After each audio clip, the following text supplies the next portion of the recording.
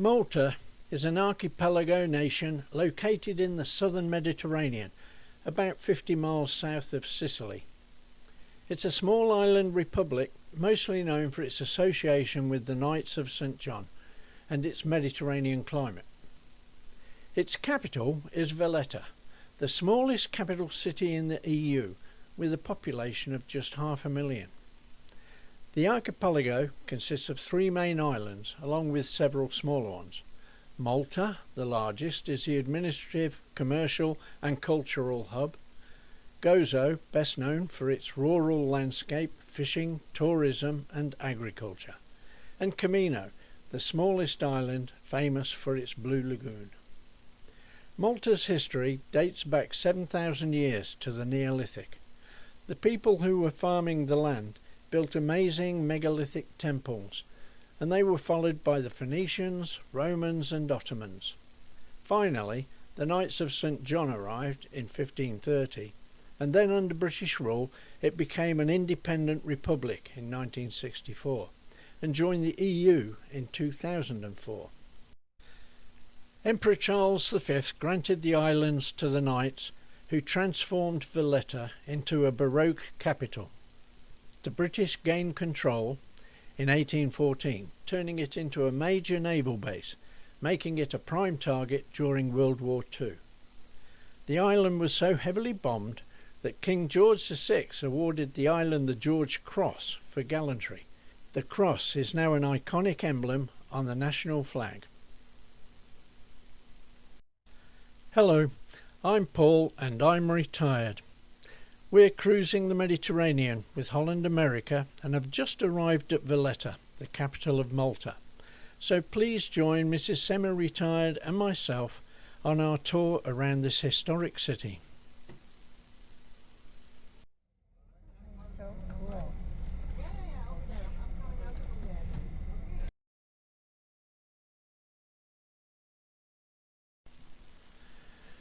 The tour bus has picked us up right next to the ship and brought us a short distance to the Malta at War Museum in the Birgu district. On the way here, we were struck by the huge walls and fortifications. They're everywhere and extend for miles. It's obvious that this island has needed to protect itself from invaders since time immemorial. The fortifications we see today were built largely by the Knights of St. John and have been maintained and expanded ever since. The Malta at War Museum is housed within the Couvra Port Counterguard, the 17th century fort and district of Birgu, on the eastern side of the Grand Harbour.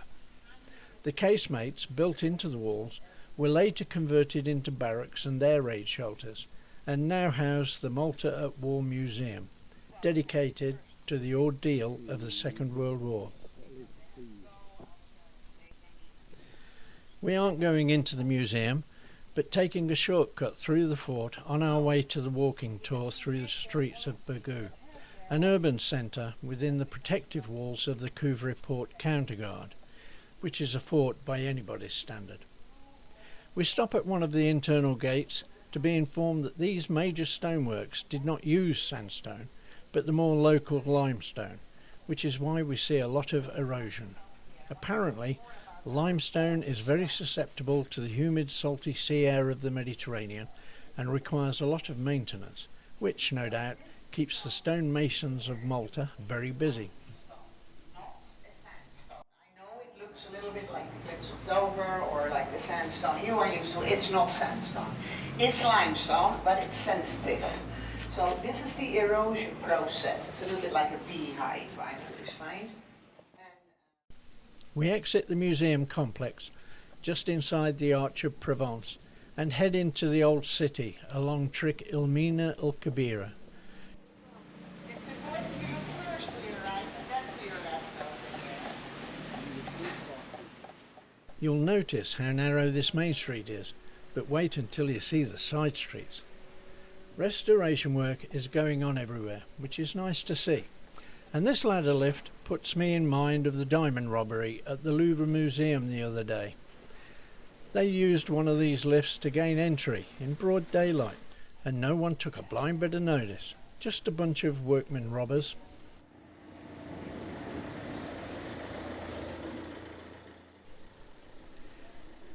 Just past the Church of Annunciation, we turned into a side street, Trick il Lundshatta, away from the people and traffic, and stepped into another world, much quieter, and only one car. Sidebar: when I Google Earthed this as part of my research, it didn't jive. Either Google Earth is wrong, or this street plaque belongs on the other side of town. Now, they look beautiful about those little gates. As you can see, the streets are very narrow and the footpaths are even narrower. Also, the roads are paved, as with actual paving stones rather than asphalt. Some of the houses have yet to be restored and others are resplendent in their modern or traditional colours. Even though these house frontages are small, the restorations don't look like they were done on the cheap.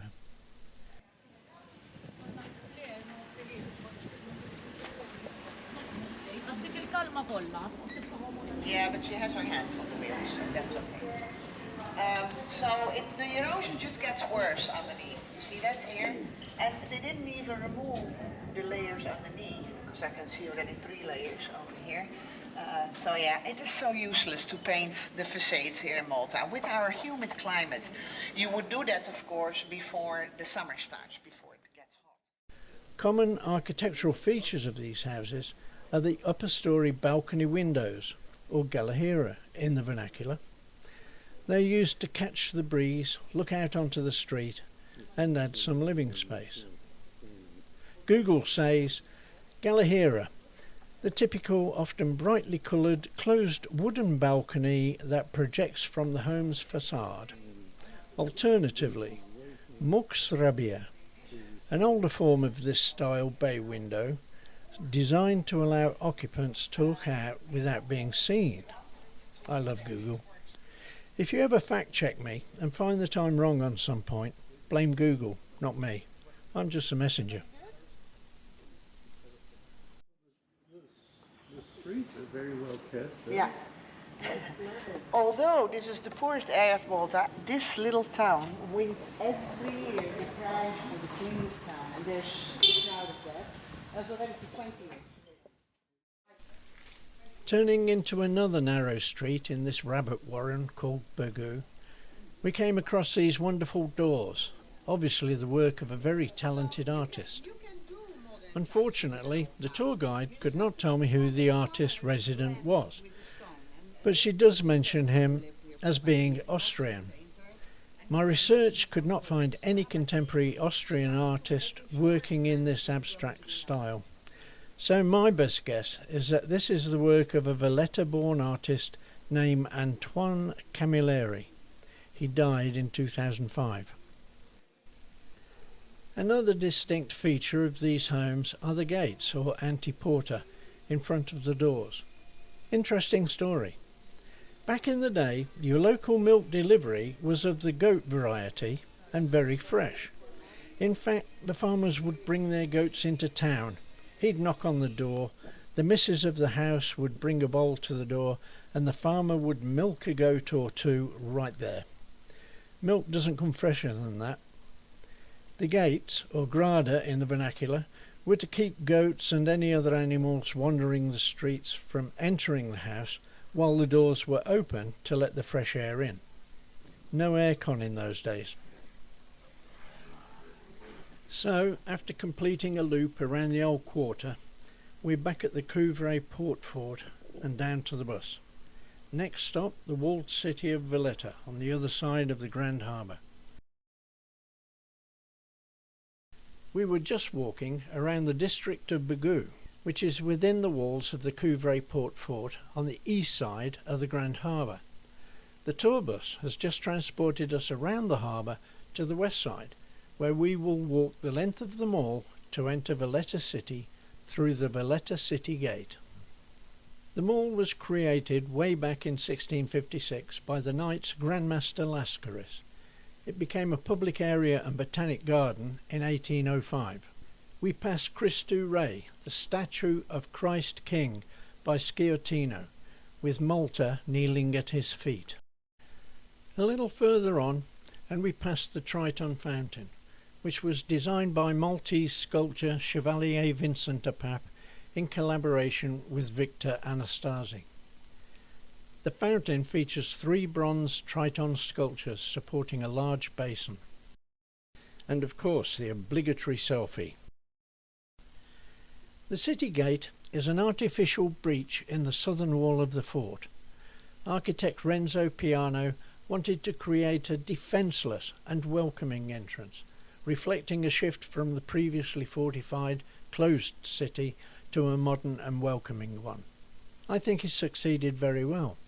As a homage to the Knights of St. John, he added 2 huge stainless steel poles to represent their war lances and to remind us of this island's tumultuous past.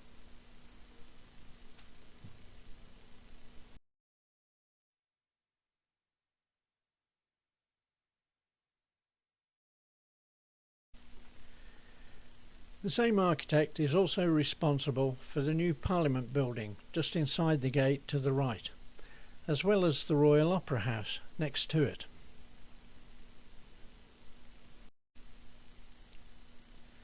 At this point, our tour guide, who was doing a great job by the way, let us loose again to do our own thing. Here is a montage of just a small part of Valletta.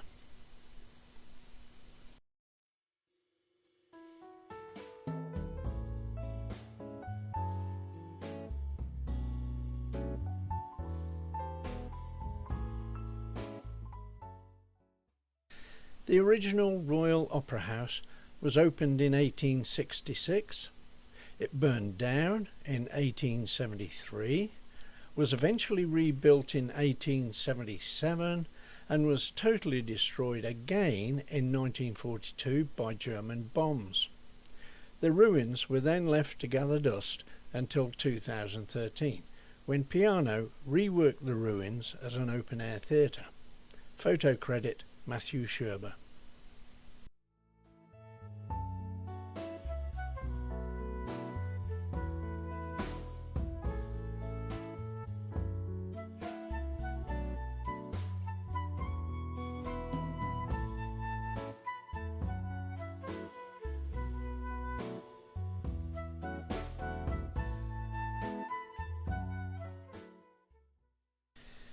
This is the Auberge de Castile, literally the Castle Guest House, located at Castile Place, close to the Upper Barracks Gardens. It sits at the highest point of Valletta and overlooks the Floriana and the Grand Harbour. Built in the Baroque style under Grandmaster Manuel Pinto da Fonseca in the 1740s, it replaced a 1574 building that was a kind of oldie-worldy frat house for the Knights of St. John. It currently serves as the offices of the Prime Minister of Malta.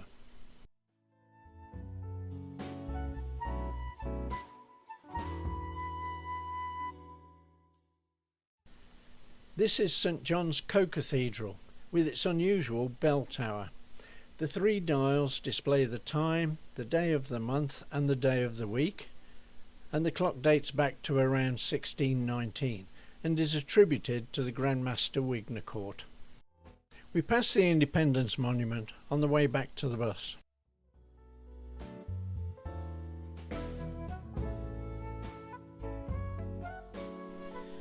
The bus delivered us back to the ship where we could finally sit and sip on a cocktail or 2 before the evening settled in.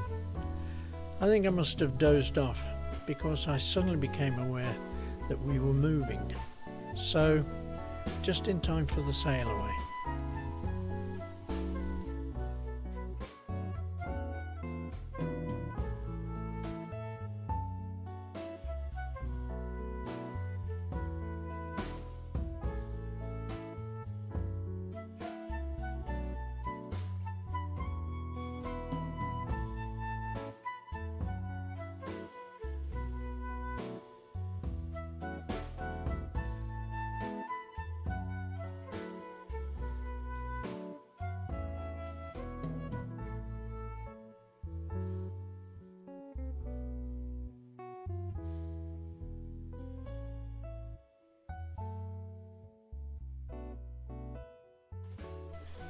Thanks for watching.